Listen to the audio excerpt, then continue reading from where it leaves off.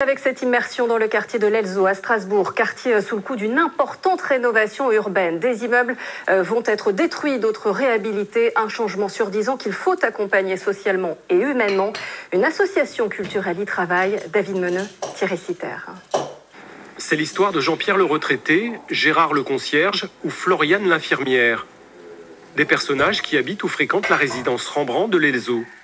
Leur vie prend la forme d'une bande dessinée au moment où le quartier se transforme. L'idée, c'est de leur proposer une bande dessinée qui parle d'eux et qui accompagne la période de transition dans laquelle ils sont et de rénovation de l'immeuble. Et donc ça, c'est une petite pierre à l'édifice d'un accompagnement social et humain, quoi. Des souvenirs, des vies bouleversées par le renouvellement urbain. Ce sera plus ou moins facile de s'adapter au changement. Charles Conrad n'a que 10 ans d'ancienneté à l'Elzo. Il est pourtant attaché à son environnement. On aime toujours l'endroit où on vit, où on rencontre beaucoup de gens, c'est toujours agréable d'avoir des contacts avec d'autres personnes. Et ça aussi, c'est une forme d'attachement.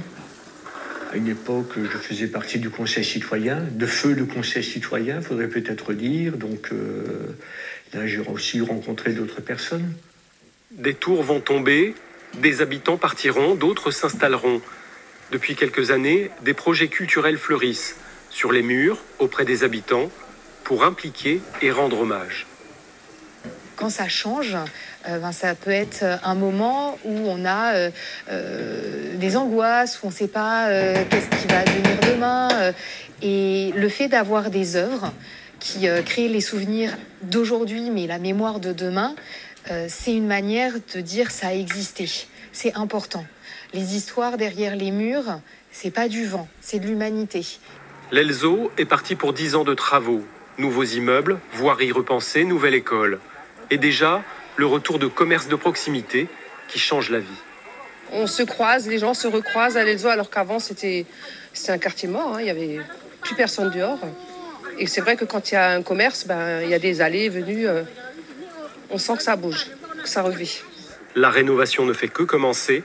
Elle ne s'achèvera pas avant 2030. De plus en plus